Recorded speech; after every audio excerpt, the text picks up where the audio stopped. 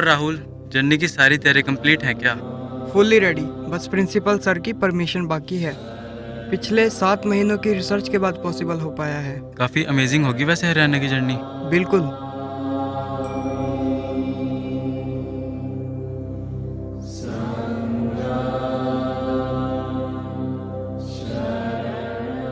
Rahul, principal sir wait कर रहे हैं। प्रणाम आचार्य जी। और राहुल, भगवान बुद्ध के समय हरियाणा कुरु प्रदेश के नाम से जाना जाता था। उन्होंने यहाँ कई उपदेश दिए थे। इसीलिए मैं आपसे हरियाणा के प्राचीन बौद्ध स्थलों की यात्रा के लिए आज्ञा लेने आया हूँ। यह एक बड़ा कदम है। हमारे कॉलेज से आज तक कोई नहीं गया है। Very good.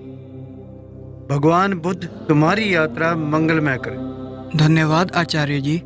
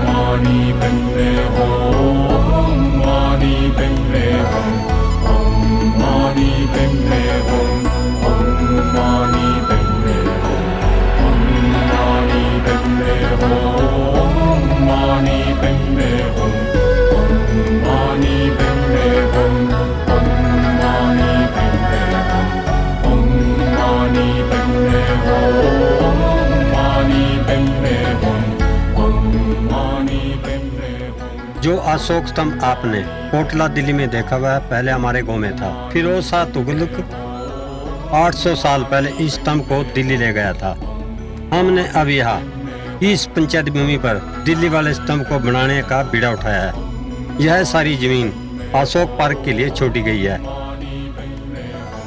यहाँ पर सम्राट अशोक के 2300 साल पुराने स्तंभ, शिलालेख और स्तूपों को बनाने की योजना है, जो कि आज भारत के कई पड़ोसी मुल्कों में स्थापित है। दिल्ली का स्तंभ हमारे गांव की शान और पहचान है। ये बड़ी अच्छी प्लानिंग है। आप लोगों का आशीर्वाद चाहिए।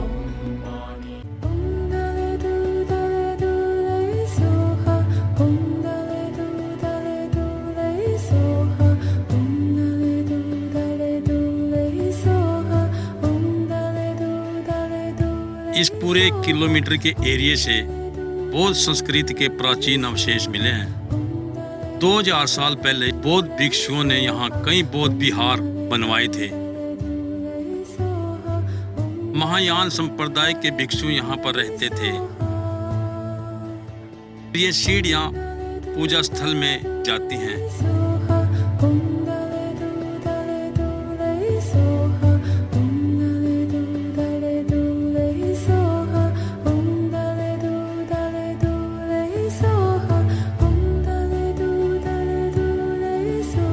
लामा जी, इस पूजक के पांचों आड़ों में कभी भगवान बुद्ध की 5 मूर्तियां रखी जाती रही होंगी। इधर इस बौद्ध विहार में एक अंडरग्राउंड मेडिटेशन सेल भी है। बड़ी शांति मिलती है यहाँ।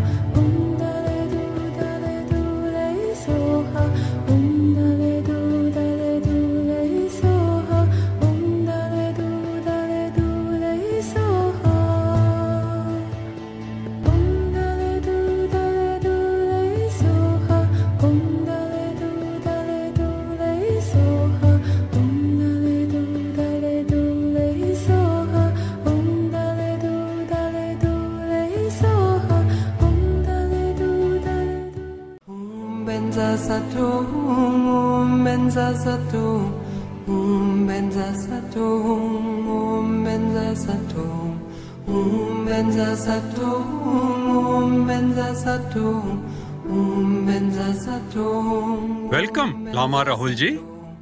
यह स्तूप उत्तर भारत में एकमात्र अशोकन पीरियड का स्तूप बचा हुआ। ये 2300 साल पहले बुद्धा के यहाँ आने के बाद सम्राट अशोक ने बनवाया होगा। इस स्तूप में समय समय पर तब्दीलियां आती रही हैं।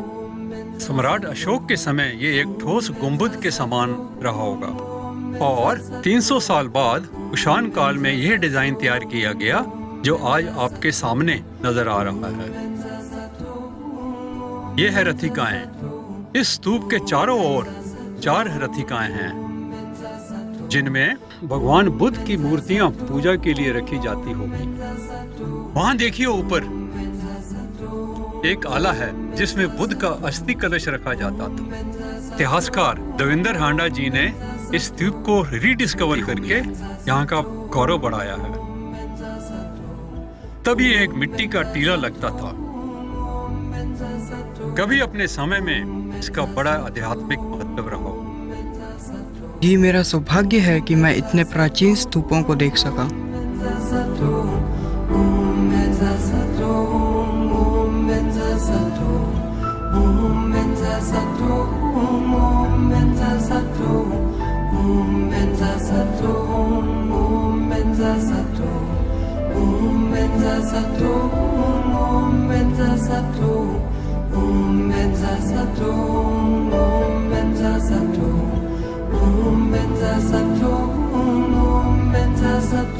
ये रोड सुख की ओर जा रही है जो यहाँ से 4 किलोमीटर दूरी पर है। प्राचीन समय में सुख सुरगना नाम से प्रसिद्ध था जो 2800 साल पहले बसा था।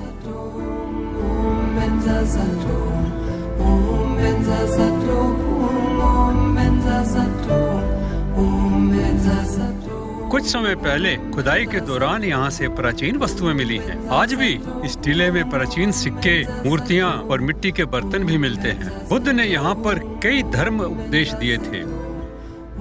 1400 साल पहले आए प्रसिद्ध चीनी यात्री ह्यूनसांग भी यहाँ पर रुके थे और उन्होंने अपने ट्रेवलॉग्स में इस जगह के बारे में बड़ा वर्णन किया। बाद में इन र्यून्स के ऊपर लोगों ने जैन मंदिर, हिंदू सतियां और मस्जिद भी बनाई हैं। इस टीले में काफी सदियों का इतिहास दबा हुआ है।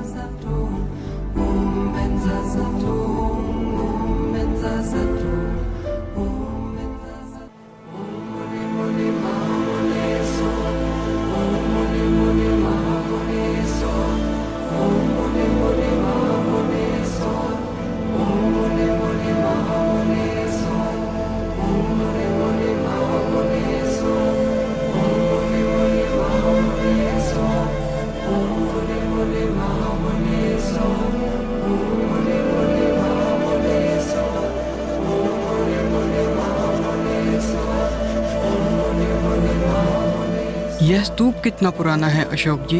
यह लगभग 1300 साल पुराना है। कुछ आर्कोलॉजिस्ट इसको सम्राट हर्षवर्धन के समय का मानते हैं। चीनी यात्री ह्यून सैन ने अपने समय में कुरुक्षेत्र में कई स्तूपों के बारे में लिखा है। यह उनमें से एक हो सकता है।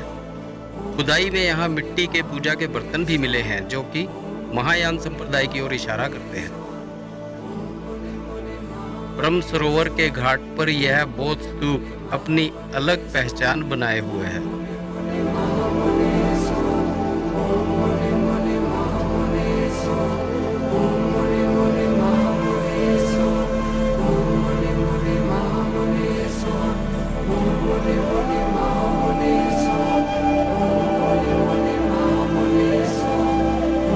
आइए आपको हमारे गांव के 2000 साल पुराने और उत्तर भारत के सबसे विशाल स्तूप के दर्शन कराते हैं।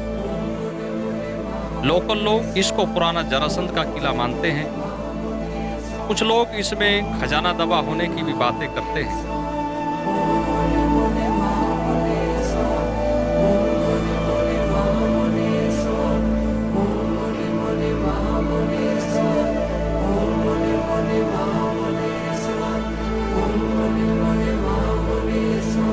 हम इसे बचपन से देखते आ रहे हैं। जैसे कि हम इसके करीब रहे हैं, हमने देखा कि पहले इसका एरिया काफी ज्यादा होता था पर बाद में लोगों ने मिट्टी और जमीन पे कब्जा करके इस स्तूप को काफी नुकसान पहुंचाया है।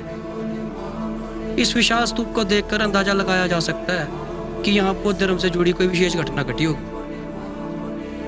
इस स्तूप की ईंटें हमारी आज की ईंटों से काफी बड़ी हैं और इसके ऊपर से पूरा गांव दिखता है। पता नहीं कब हम इस स्तूप के भव्य रूप को देख पाएंगे। Benza Satum, Benza Satum, Benza Satum, Benza Satum, Benza Satum, Benza Satum. Lama जी, यहाँ बौद्ध स्तूप, विहार और छोटे मेडिटेशन रूम्स के अवशेष मिले हैं। प्राचीन काल में अग्रोहा एंशिएंट ट्रेड रूट पर पड़ता था। ये सभी लगभग 1500 साल पुराने हैं।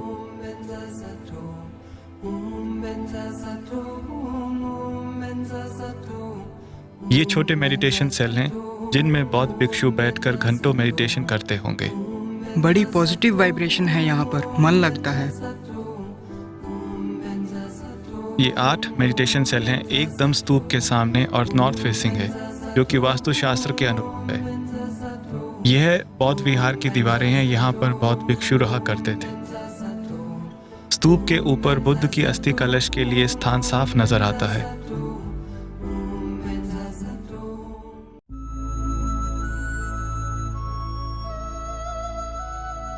यहाँ जो पिलर है वो गुजरी महल में लगे अशोक स्तंभ का भाग है।